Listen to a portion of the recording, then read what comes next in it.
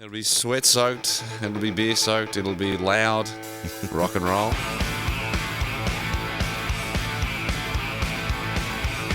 Welcome back to the Loop Studios. My name is Byrd, afternoon show host here at 97.9 The Loop, Chicago's rock station. And in the studio, all the way from the land down under Australia, the O'Keefe brothers from Airbourne. Give it up for and say hello to Joel O'Keefe on lead vocals and guitar over there. How you going, mate? Good to be here. And his brother, Ryan O'Keefe, on drums back there. The crazy man on the drums for the band Airbourne. It's good to be here. Yeah. Last time I saw you guys was in a pub because you were here in town recording your most recent album, No Guts, No Glory, and it was after a recording session. Yeah, we did it here, right here in Chicago. And, we were just, the A&R flew out and we were going over a few songs, just having a few beers and just having a night out in Chicago. So while we're at the pub, I realized that these guys are loyal loopers. They listen to the Loop, and you guys have to tell the story about how you discovered the Loop during your time here in Chicago. When we were at the pub, cause I'd never seen your face before, but I'd heard the voice before, and we know this guy from somewhere. I'm thinking, where? And then I'm thinking, because we had this problem in the studio with the Loop coming through our Marshall amp. Flat out, we were thinking, because the amplifier got damaged on the way over, so we're thinking, this amp's so great, it just plays constant rock and roll, even when you're not plugged in. It just has, Metallica coming out, and no one's got a guitar. So that's where we knew you from, because we heard the Loop coming through the monitors in the studio from the amp. It's like we've got to wait till, the satellite moves or something, but that's how we discovered the Loop, was through the amps, and it's actually ended up somewhere on the album. Is that right, too? There's little transmissions here and there. So if you listen carefully to the brand new one, which is entitled No Guts, No Glory, you'll actually hear, apparently, the Loop in the background is all part of the subversive things that we do here at the Loop. So did you enjoy your time recording in Chicago? This is the first time you'd really spent that much time here. Yeah. I mean, just put a shout out to Flacco's Tacos. I don't know if you've had it, but it's there you go. It's a hell of a thrill. We had it every day pretty much. And there was also, what was it? There was a diner over the road from Groovemaster Studios.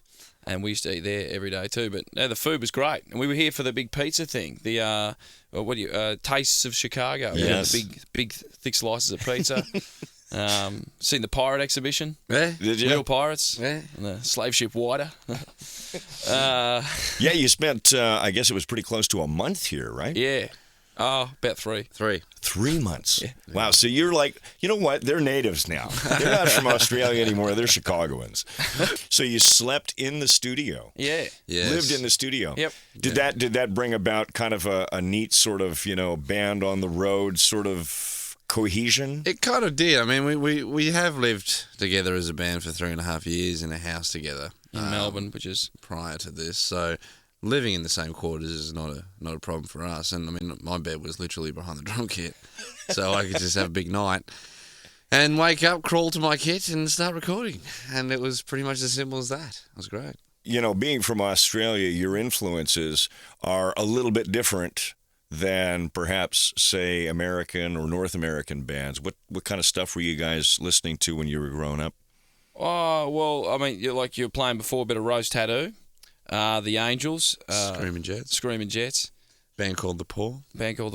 And look, other ones that would be similar would be Motorhead, Led Zeppelin, The Who, ZZ Top, AC/DC,